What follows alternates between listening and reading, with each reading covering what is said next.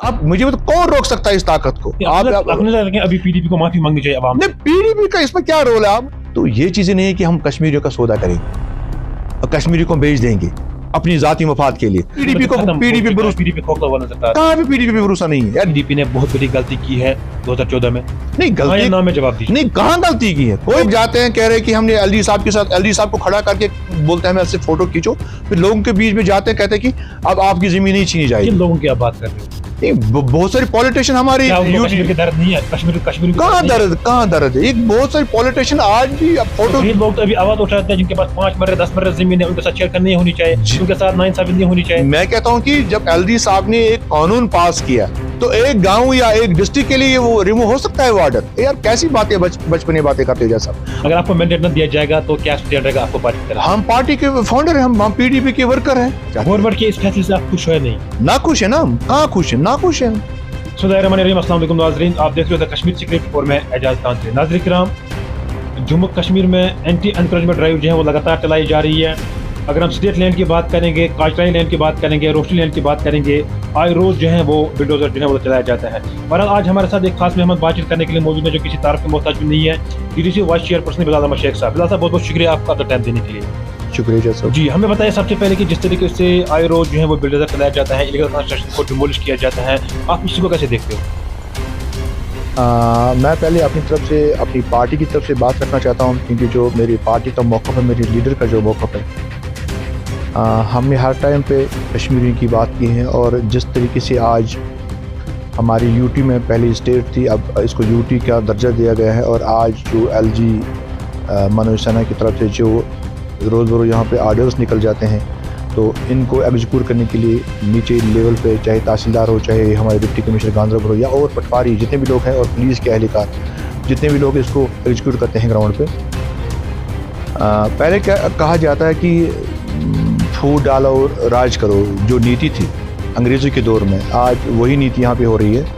तो यहाँ पे जिस तरीके से दिल्ली से लेके यहाँ तक पॉलिसीज हो रही है, जैसे आपको पता होगा साहब, जम्मू कश्मीर में ही कानून पे कानून नाफिज क्यों होते हैं? बिकॉज कि हम एक मुस्लिम मेजॉरिटी स्टेट थी पूरे मुल्क में, तो अब यहाँ पे जो हम मेजॉरिटी के लोग, पहले इसको नॉर्थ पोल और साउथ पोल की तरफ से बांटा गया था। अब मुफ्ती साहब की क़यादत में फिर जब यहाँ पे अलायंस हुआ था, फिर उन्होंने यही बात कही थी कि क्या अगर हम ये कह सकते हैं कि लोगों का भी ये कहना है कि अगर हमें आज इस मुसीबत वक्त को देखने को मिलता है, क्या इसके पीछे पीडीपी जिम्मेदार नहीं है? नहीं, जिम्मेदार कैसे है? किन किन चीजों से जिम्मेदार है? आप मुझे बताइए कि 2014 में यहाँ पे जब इलेक्शन हुए थे, 2014 में कोalition किसने की थी बीजेपी के साथ? भाजपा को यहाँ पे रास्ता किसने दिखाया? नहीं, आप कोalition की बात, महबूबा मुफ्ती वो लीडर हैं, वो कदावर लीडर हैं जिन्होंने कहा था कि सुकून मिलता है मुझे जब मैं नरेंद्र मोदी से मिलती हूँ।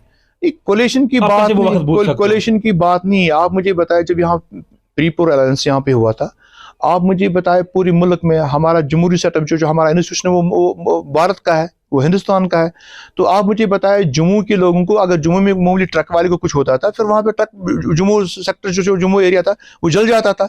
और हमने जब अलायंस किया तो आप मुझे बताए क्या क्या नहीं हुआ हमारे। आप मुफ्ती साहब का स्पीच सुनिए जब वो एज ऑनरेबल यहाँ पे चीफ मिनिस्टर का हेल्प ले रहे थे, उस टाइम प्राइम मिनिस्टर वहाँ पे जलसे में आए थे, तो उस टाइम पे मुफ्ती साहब ने कहा कि यहाँ पे स्टूडेंट बेल्डरों को हम FIR विड्रा कर रहे हैं, हमने कहा सीज फायर यहाँ पे करना है।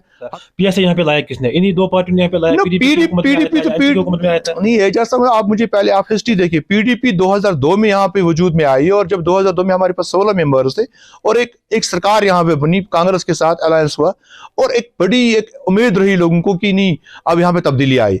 उसके बाद पीडीपी वहां पे उस साल 3 साल हुकूमत में रही, उसके बाद कांग्रेस को दौर आया, उसके बाद दोबारा 14 में पीडीपी की हुकूमत आई, 1.5 साल 2 साल मुफ्ती साहब नहीं रहे, और 2.5 महीने तक सरकार भी नहीं बनी। पूरे जो बीजेपी का कैडर था दिल्ली से लेके यहाँ पे, आपको पता है एक नामवर ये शख्स था मादरा। आप इस चीज को मानते हो कि 2014 में बीजेपी के साथ कोalition करके एक बहुत बड़ी गलती की पीडीपी ने?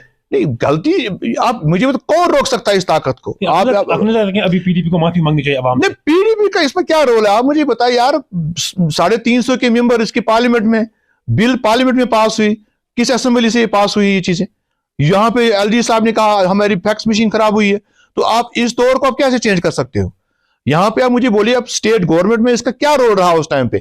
यहाँ पे जब यहाँ पे 370 को खत्म किया गया, 35 को खत्म किया गया, फिर भी कह रहे हैं कि 370 को वापस लेके रहेंगे। एनसी का भी ये कहना है, क्लियरली स्टैंड है कि 370 को वापस लेके रहेंगे। क्या एक बार फिर से जम्मू कश्मीर के धोखा तो नहीं हो रहा है?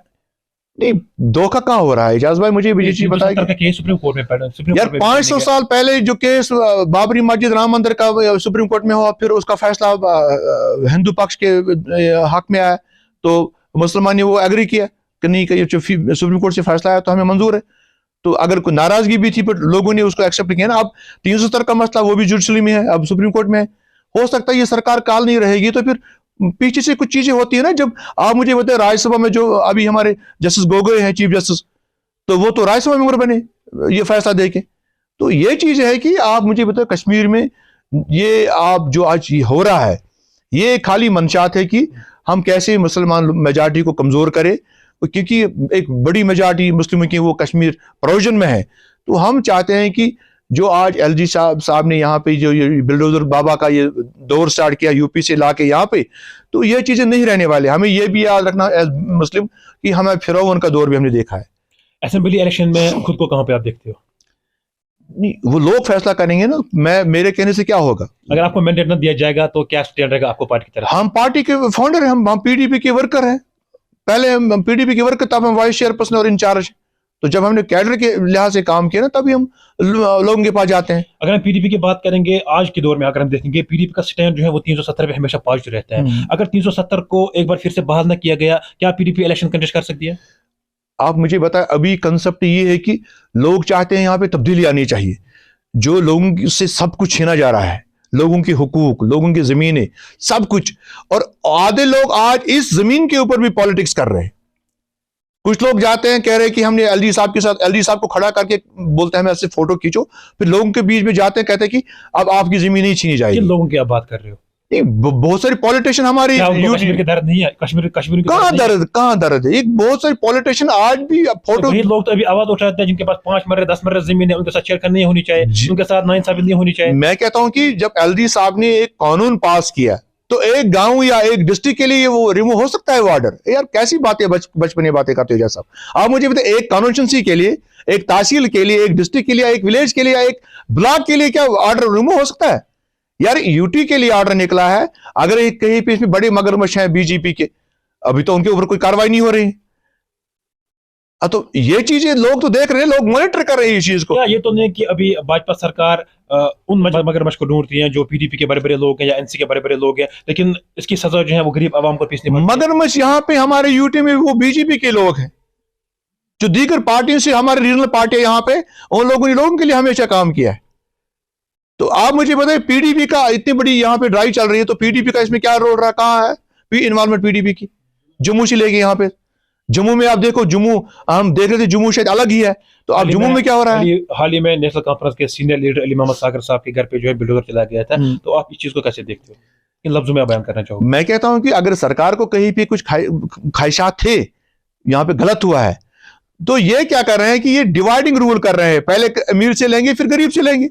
जैसी पॉलिसी इसराइल में हो रही थी फलस्तीन के अगेंस्ट, वही यहाँ पे हो रही है। तो ये मुस्लिम मेजॉरिटी लोगों को ना डाउन कर रहे हैं, तो कोई बात ना करे। तो यहाँ पे कैसा अमन है, कैसा पीस है यहाँ पे? आखिर में जाते जाते मुख्तसर में आपसे जानना चाहता हूँ, क्या आपको लगता है कि पीडीपी ने बहुत बड़ी गलती की है 2014 में? नहीं, गलती नाम में जवाब दीजिए। नहीं, कहां गलती की है? कोई गलती नहीं की। मैंने मुफ्ती साहब का विजन देखिए, आप सीपीयू को देखिए। लोगों को क्यों भरोसा उठ चुका है पीडीपी पे? कहां भरोसा नहीं है? कहां पीडीपी भरोसा? पीडीपी खोखला हुआ नजर आता है। कहां भी पीडीपी पे भरोसा नहीं है यार। लोग जब इलेक्शन हो जाएगा तब आपको समझ आएगा कि पीडीपी कौन सी जमात है। तो अभी लोग बैठे हैं, अंदर बैठे हैं, लोगों में खौफ हरास है। लोग यार, बड़े बड़े लोग हमारे पीडीपी के, जो हमारी मेरी कॉन्स्टिट्यूंसी में है, मेरी एरिया में, वो बाहर नहीं बात कर सकते, क्योंकि उनको पता है हमारे पीछे एजेंसी आ जाएंगे, हमारे पीछे और कुछ आ जाएंगे। उन लोगों को छूट यहां पे है, तो जो जय श्री राम का नारा देंगे, जो पकोड़े खाएंगे, जो हलवा खाएंगे, बहुत सारे लोग हैं। तो यार हमारा एक कल्चर है मुस्लिमों के लिए, हमारा एक कश्मीरी के लिए एक अलग कल्चर है। हम चाहते हैं कि चलो हम मुख्तलिफ पार्टी से हमारी वाबस्तगी है, तो ये चीजें नहीं है कि हम कश्मीरियों का सौदा करेंगे और कश्मीरी को बेच देंगे अपनी जाती मफाद के लिए। लोग सारा कुछ देख रहे हैं ग्राउंड पे, गांधरबल, खासकर गांधरबल के लोग देख रहे हैं। यार मैं वाइस चेयरमैन एलजी साहब को खड़ा करूंगा, मेरे से फोटो खींचो आप, फिर फेसबुक पे वायरल करूंगा कि नहीं, मैं डिस्ट्रिक्ट एडमिनिस्ट्रेशन को दबाव में रखूंगा, नहीं देखो एलजी साहब मेरे इतने करीब है, मामा है मेरे, चाचा है मेरे, अंकल है मेरे। यार लोग समझ रहे हैं। 4, 10, 20, 50 लोग ऐसे भी है जो फेसबुक पे एक्टिव रहते हैं, जिनको कहा जाता है कि जैसे मैं कहीं भी फोटो खिंचाऊं तो आप उस पर फिर कमेंट करो कि ये बड़े लीडर है, ये लीडर। यार इतने हजारों लोग यहाँ पे हैं, यहाँ पे गांधरबल के वोटर जो है 1,20,000 के करीब है यहाँ कॉन्स्टिट्यूंसी में। बिलाल साहब, हाल ही में लेफ्टिनेंट गवर्नर साहब की तरफ से एक स्टेटमेंट आई थी कि उन्होंने विश्वास दिलाया था लोगों को, खासतौर पर गरीब आवाम को या पसमंदा लोगों को विश्वास दिलाया था कि जिनके पास 5 मरतले के 15 मरतल तक जमीन है जहाँ पे कंस्ट्रक्शन हुई है उनके साथ हम शेयर नहीं करेंगे। क्या इस बात से राहत नहीं मिलेगी गरीब आवाम को? यार आप जम्मू में आप देखिए, सदरा में आप देखिए, वो कह रहा है कि हमें लिखित में दिया दो। जैसे दिल्ली में ऑर्डर निकला सीए के लिए, ये चीजें आप देखिए ना। अगर ऑफिशियली कहीं पे ऑर्डर है, गृह मंत्री जी ने एक अनाउंसमेंट किया था उस दिन, प्राइम मिनिस्टर साहब एक अनाउंसमेंट कर रहे थे जब सीए का मामला हुआ, एनआरआई का मामला हुआ। तो ये चीजें आप मुझे बताएं, कश्मीर में हर एक गरीब वो कहता है अगर आप जबानी तौर पे बोल रहे हैं तो आप रिटर्न में लिखिए ना। तहसीलदार को भारत जोड़ो यात्रा की बात करेंगे, अगर हम यहाँ के मेन स्ट्रीम पॉलिटिकल लीडर्स की बात करेंगे, महबूब मुफ्ती की बात करेंगे, मुजफ्फर शाह की बात करेंगे या फिर उमर अब्दुल्ला साहब की बात करेंगे, उन्होंने भी उसमें शमूलियत की थी। लेकिन बहुत सारे कदावर लीडर थे, बहुत सारे सोशल एक्टिविस्ट थे, लेकिन आपका चेहरा भारत जोड़ो यात्रा में कहीं नजर नहीं आया। रीजन क्या है? हम तो थे, हम वहां भारत जोड़े में थे, हमारे लीडर महबूबा जी थी, हम भी गए थे श्रीनगर, हमारी वर्कर्स भी थे। हमने जितनी भी सेकुलर जमातें हैं पूरे मुल्क में उनने इसमें हिस्सा लिया। हाँ, हर एक लीडर का अपना सोच होता है, अपना मौकफ होता है, अपनी मजबूरियां होती हैं लीडरों की। मुल्क में अखिलेश यादव थे, ममता बनर्जी, दीगर लोग थे, उनका अपना स्टैंड है, एक अलग स्टैंड है, बट वो एक सेकुलर पार्टियां हैं। इसी तरीके से हमारे कश्मीर में अपनी पार्टी नहीं आई। असेंबली इलेक्शन आने वाले हैं, बीजेपी दावा कर रहे हैं कि इस बार 50 पार करेंगे हम, क्या लगता है आपको? अगर वो 50 पार कर लेते ना, फिर वो इलेक्शन ही करवाते यहाँ पे। ये बिल्डोजर बाबा फिर यहाँ होता है नहीं, तो कहाँ इलेक्शन करेंगे यार? मुझे बताओ, chief election commissioner of India कहीं पे अनाउंसमेंट हो रहा है कश्मीर के बारे में, वो कह रहे 9 स्टेट में इलेक्शन है, तो मुझे पता कश्मीर की बात कहाँ हो रही है? वहां आप कहने का मतलब कि बीजेपी डरती है इलेक्शन करने से। कहाँ करेंगे इलेक्शन यार? जावेद कौन इलेक्शन जीतेगा यहाँ पे? अल्ताफ ठोकर इलेक्शन जीतेगा यार?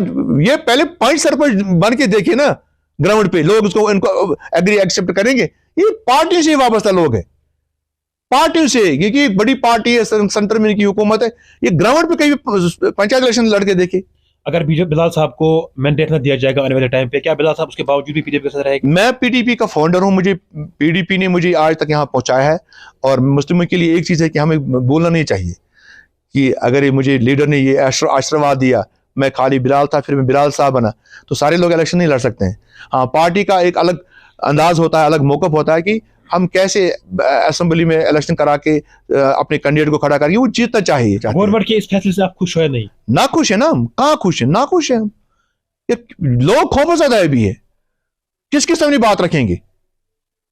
कौन इनकी बात करेगा यहाँ पे? कौन सुनेगा यार? सुनने वाला आम इंसान किसके साथ? यार अगर पॉलिटिकल सरकार यहाँ पे होती तो किसी नुमाइंदे के पास जाते, तो कहां जाते हैं? यहाँ पे कुछ चुने हुए लोग हैं। यार मैं आपके लिए एक ही मैसेज है, हमारे डीडीसी वाइस चेयरपर्सन हमारी बारामूला के हैं, सफीना बेग, उसके हस्बैंड जो वो रहे हैं डिप्टी चीफ मिनिस्टर हमारे मुल्क में, फाइनेंस मिनिस्टर रहे। आप मुझे बताएं, उसको वहां से उठाया और हजाव का उसको चेयरमैन बनाया गया, तो किस लिहाज से? दीगर और भी इसी तरह हमारे लीडर्स चेयरपर्सन है, तो क्या रिलेशन इनके सरकार के साथ?